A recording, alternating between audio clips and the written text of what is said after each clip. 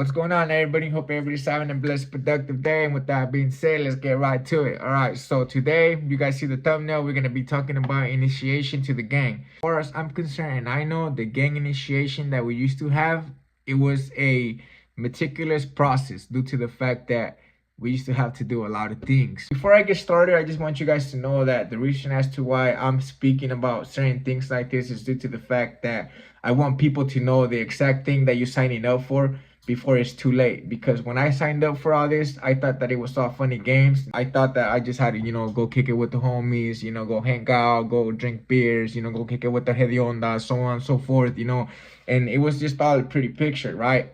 But at some point in time in life, you're gonna have to do things that you probably don't agree with or that you don't like to do. Once you start getting a part of this gang, you're not gonna be able to get out just like that, right? Because you're gonna be in bad standards. You're not gonna be able to live in the same place that you used to live in.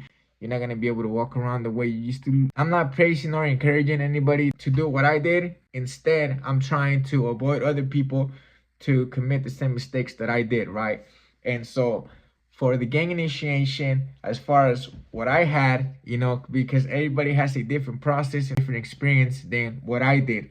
So I'm going to tell you guys my story and how it was for me when I was first brought up, into this gang life. And so I had relatives and I had family members that were already involved in gangs. And it was easier for me to get involved in gangs because some of my relatives were already known and they were known. So they used to be like, oh, that's so-and-so cousin, or that's so-and-so, nephew or brother or cousin, whatever the case might be at the time, right? They already knew of me due to the fact because of my relatives. So it was easier for me. But on another note, if nobody knows you and you come to a hood, right, and you don't know nobody, you're fresh, but you never been into a gang, or you don't have bad paperwork, certain things of that nature, you're going to be embraced.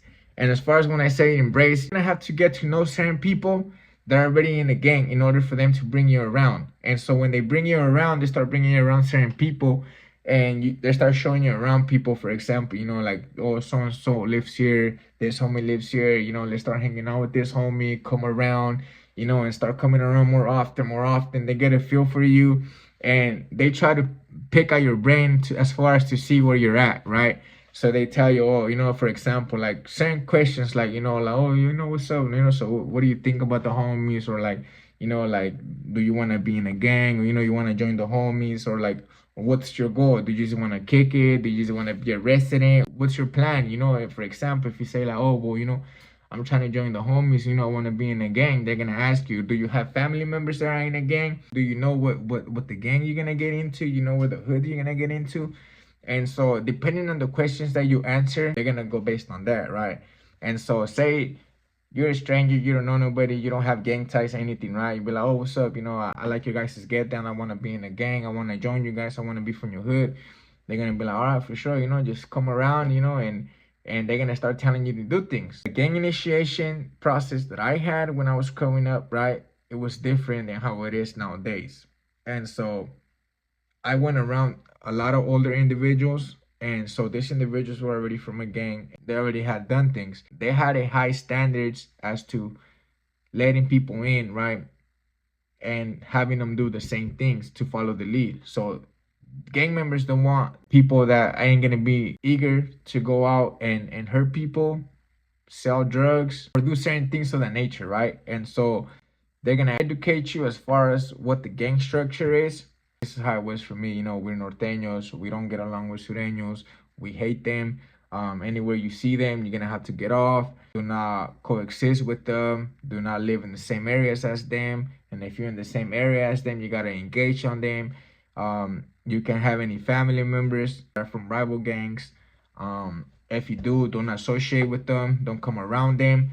Try to get rid of them. And that's just the way that I was taught, right? And so if you have any family members, for example, if they're sureño and you're norteño and you have a brother, you can't hang around with them. You can't go to public places with them, because if they see you, they're gonna label you as no good, and pretty much you're no good due to the fact that you have a brother that's a rival gang member. And these are certain things that you're gonna have to deal with, right? Even if it's a cousin, if it's even your dad, they're gonna tell you can't be with your dad in public places, like. and don't even associate with this dude because he's no good. He's a threat to our establishment. If possible, get rid of him. At some point in time, if you got family members for our rival members, you're gonna have to try to get rid of them, or they're gonna help you get rid of them. These are things that the gang doesn't allow you to have, right? And this initiation process, you know, you're gonna be kicking it with them. They're gonna get a feel for you. You know, they're gonna bring you around a few times, you know, kick it with them, you know, do certain things for them. They start you off slow, right? They'll probably be like, you know, go smash on this fool, right? Like, especially if you're a youngster, right? You're gonna start off small. So you're gonna start off with fights at school, you know, 5th grade, 6th grade, 7th, 8th, start off fighting. From there it progresses, you know, maybe, you know, stab or something, you know, and from there on, you're gonna progress. When you get to an age where you already know, like, oh, you know, like, I want to be stamped to the hood. I want to be actually from the hood. I don't want to just be representing it. I want to be from the actual hood. So they tell you, okay, you have to shed blood. And in order for you to shed blood, you know, you have to do things from a rival gang member or from a member that is no good standings to the gang. And that's how you're going to be elevating yourself amongst the ranks of the gang, right? And so they're going to tell you, okay, you know, go shed some blood. You go shed the blood, you come back, okay. You know, you did it. Congratulations, homie. You know, that's what's up. You're from the hood. You know, you're down as homie. You did this, you did that. So we know that you're going to continue to keep doing it. So they're going to keep asking you and asking you to keep doing these things. So eventually you get caught up. You get your own life taken away. Or you separate yourself from the gang, which is not an easy step, right? It's like a revolving cycle, right? They're going to keep asking you and asking you and asking you and engraving this process in you. Eventually, once you shed blood, they're going to jump you into the hood. You know, 4 to 5 people, you know, they jump you in for 14 seconds. You know, they beat your ass. Like if you're a stranger, like if you're an enemy, they start whooping on you. Boom, boom, boom, boom. Man, you're getting jumped into the hood. That was the actual initiation process, you know, the old school way. But nowadays, you don't even gotta do none of that. And so you used to get jumped in, right? They used to beat your ass and you used to have to fight back. If you don't fight back, you were no good to them. You were like a coward. You're like, bro, you can't fight back. You crawling up and be like, oh, stop. Like, you have to fight. Like, you know, like, so this is certain things that it proves your worth to the gang.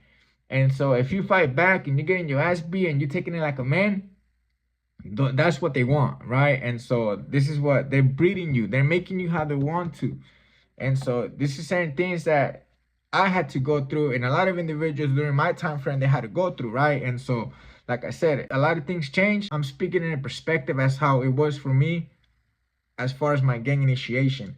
And so that would happen, right? Once you get jumped in, you know, you get recognized and they introduce you to other homies, you know, as far as like, you know, the big homie, like, you know, every hood has a big homie. Every hood has a channel. Every hood has a person that is running that hood. For example, Market Street, you know, and a certain subset, Market Street has branches. It has 4 branches that are recognizable, right? As far as like Soledad Street, Ryder Street, Roosevelt Street, and Fairview.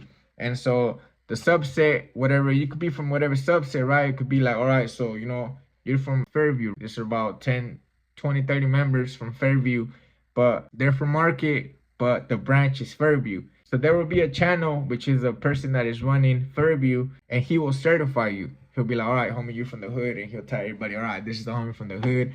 He earned his bones. He did what he had to do, so he's from the hood.